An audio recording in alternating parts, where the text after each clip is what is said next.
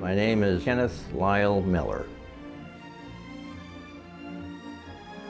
I was born in South Hadley Falls, Massachusetts, October 27, 1927.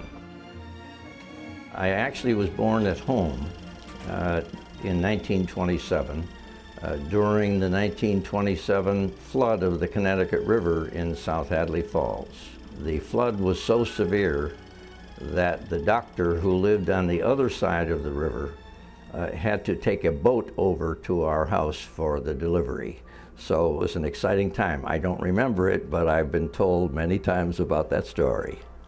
At age 1, my mother, father, my brother, and I, we moved to Cleveland. I have one sibling. His name is George, and he was born in 1921, some 6 years prior to me. He was a pin setter. It was before the days of automatic pin setting, and it was duck pins back then. All of my family originated in Scotland. My grandmother was born in Brecon, and her husband, he was born in Dundee, and they got married in Brecon.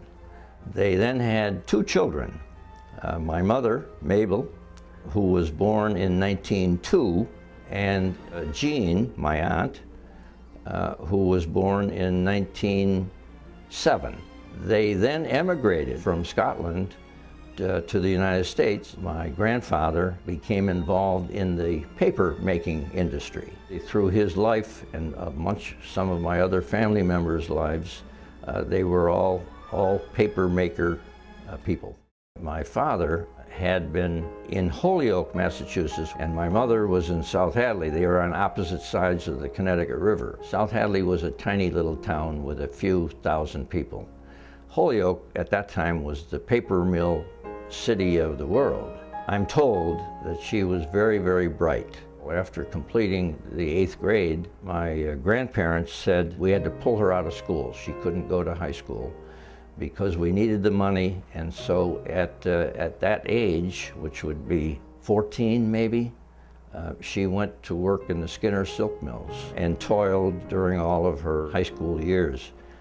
And that's where she met my father. As a child, I was very, very straightforward and helpful because I grew up during the very serious days of the Depression. I used to stand in the bread lines waiting for day-old bread. My brother let me borrow his wagon so that I delivered, I had fixed customers and delivered the Saturday Evening Post and Life magazine. I felt very saddened that I couldn't learn more about my father and even about his upbringing, because I didn't see much of him again beyond the time that I was about age 6. He had been working in the aluminum factories, shoveling coal into the hot furnaces, making molten aluminum. So he didn't have a great life, I would think. Near the beginning of the Depression, they closed that aluminum factory, and so he went on to what was called the Works Project Administration, WPA, which developed under Franklin Roosevelt, where they did many, many good things in terms of building roads. But not until the beginning of the Works program was it possible to initiate a general plan for the development of farm-to-market roads. This plan brings immediate improvement in local business and property values wherever a secondary road is completed. At last, the farmer finds it possible to reach his market over well-constructed, weatherproof roads. How big is the WPA road program? In its first 18 months of operation, the mileage end to end would have stretched 5 times around the earth. The WPA, the WPA, the WPA. Now don't be a fool, working hard is passé. You'll stand from 5 to 6 hours a day. Sit down and joke while you smoke, it's okay. The WPA.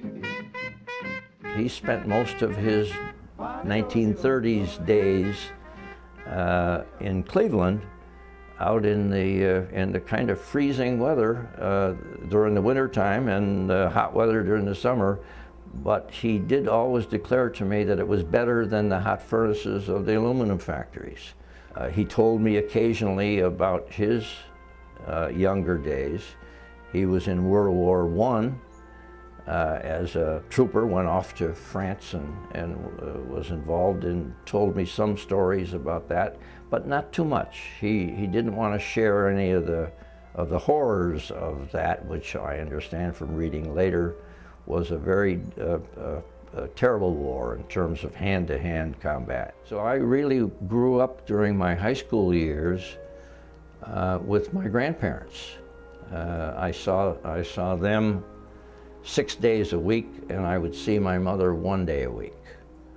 And so it was a longing period for me to have that 1 day with my mother.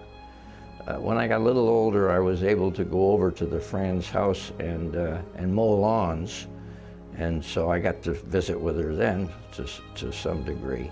My mother took care of and lived with the Fran's family during those 4 or 5 years. And again, we would see her once a week, and that would be on a Thursday, where she would come back from Holyoke to South Hadley and visit with her parents, my grandparents, and me. It's a very warm feeling that I have for my mother. She dedicated her life to me, really. My grandfather, he was a great guy, but he could not handle more than 1 beer. And after he's had 1 beer, he really was totally unstable. And he fell down that set of steep stairs more times. There was a door at the bottom of it, and oftentimes I would hear this thundering crash and then a door being smashed open. And I don't know how he survived. He never got a broken limb out of it. And that was after 1 beer. And so I think it was amazing that he made it. But he did. He lived to grand old age.